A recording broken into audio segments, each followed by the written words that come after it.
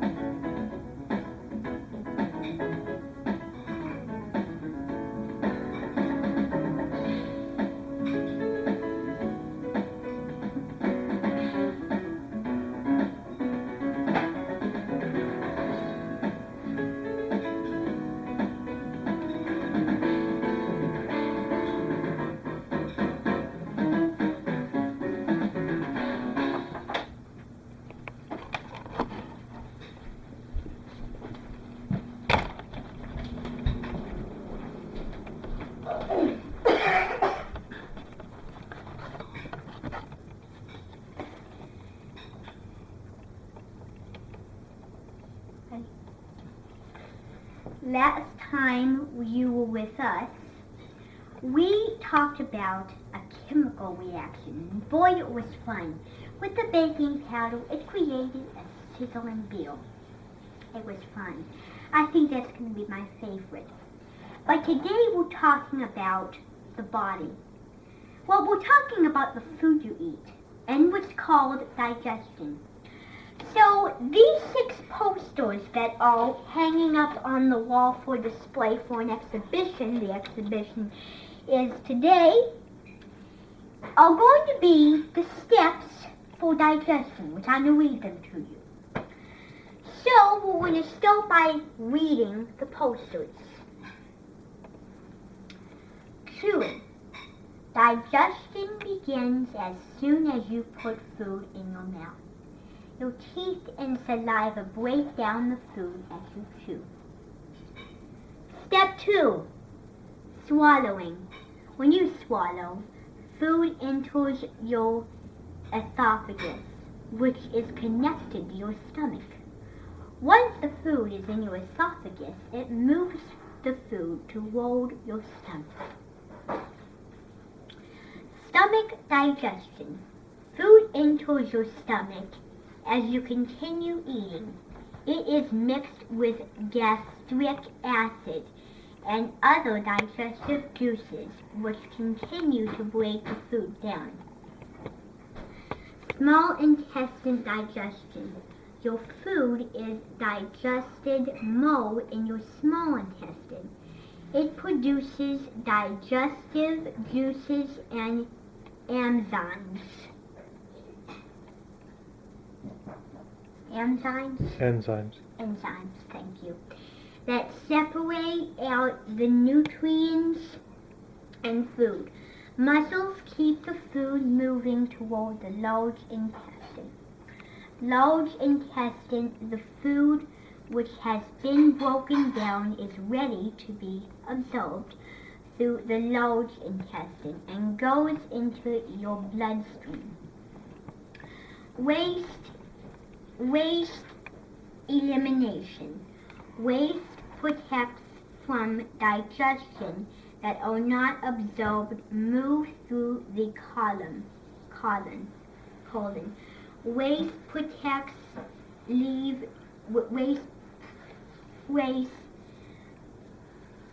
waste products leave your body by bowel movements. Now, some of the words on these posters are kind of difficult. That's why you saw me struggling. Now we're going to go to my table and I'm going to show you a food that has a lot of protein that is what's called a bean, that I'm going to show you with a potato masher or just a masher how to smash up chickpeas. Come this way.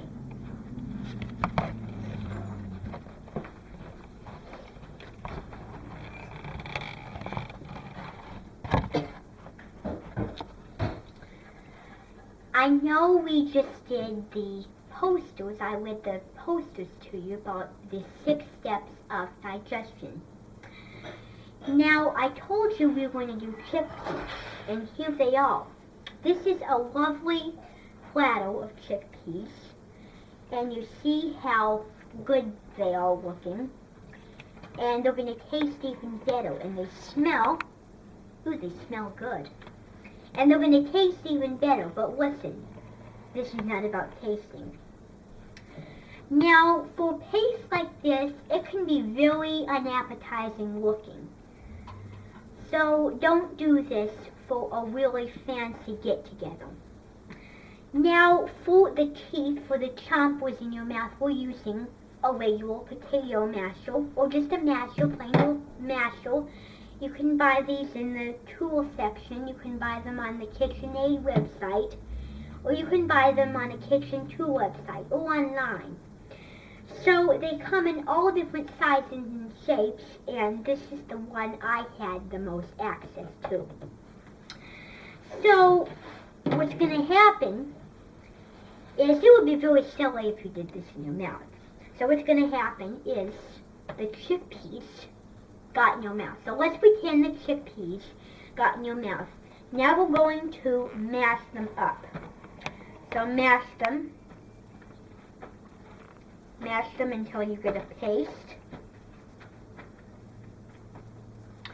Now it's going to take a long time, so try to mash them very well. And sometimes you're not going to get a paste.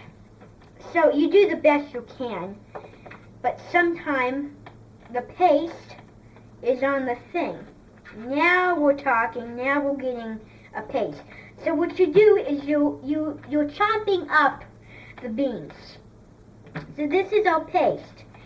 Now, you're going to scrape off all the paste with a fork because they can get on the thing sometimes. I'm not going to use my hands, but that's the way you should do it. But instead, I think I'm going to do it mono. So scrape off all the chickpeas on your little trusty gadget. Whoops, I missed a few there. It's alright. Okay. Sometimes you have to play with these things. And sometimes they get stuck, like this one's getting stuck. There. Whoops. Might have to even use my hands. There. Might have to use my hands for this job.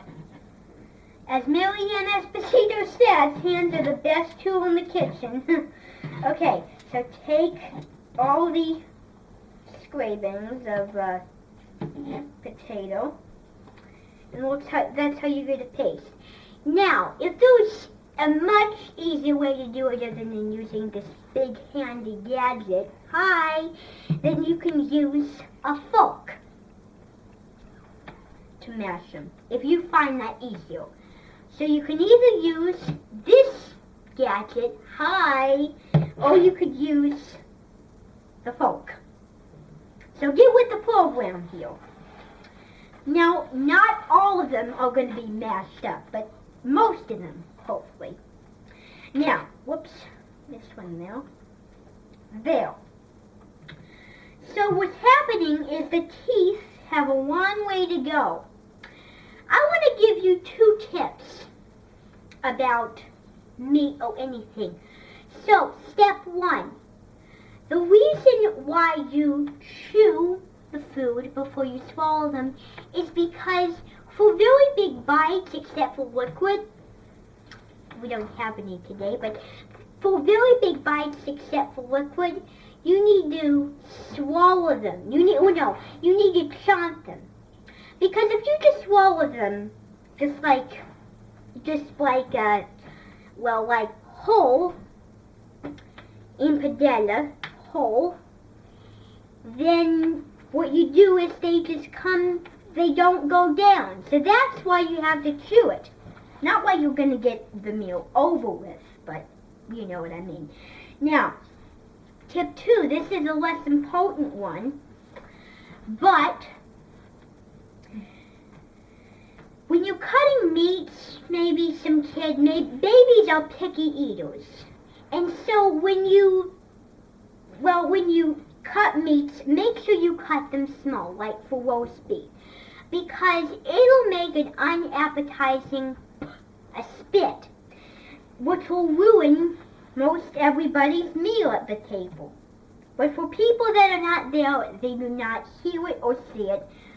So it's more unappetizing to see than to hear. Who agrees? Now we're going to mash them up. Ooh, look at that. That looks good.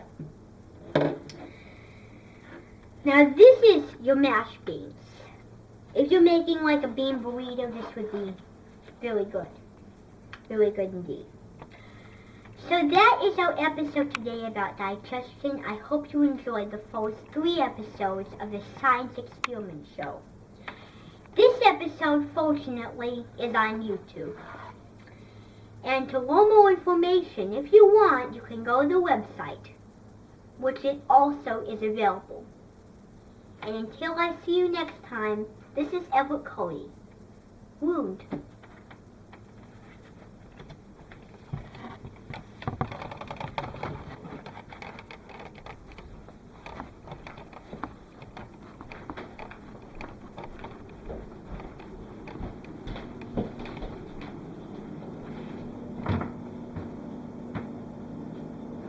Okay.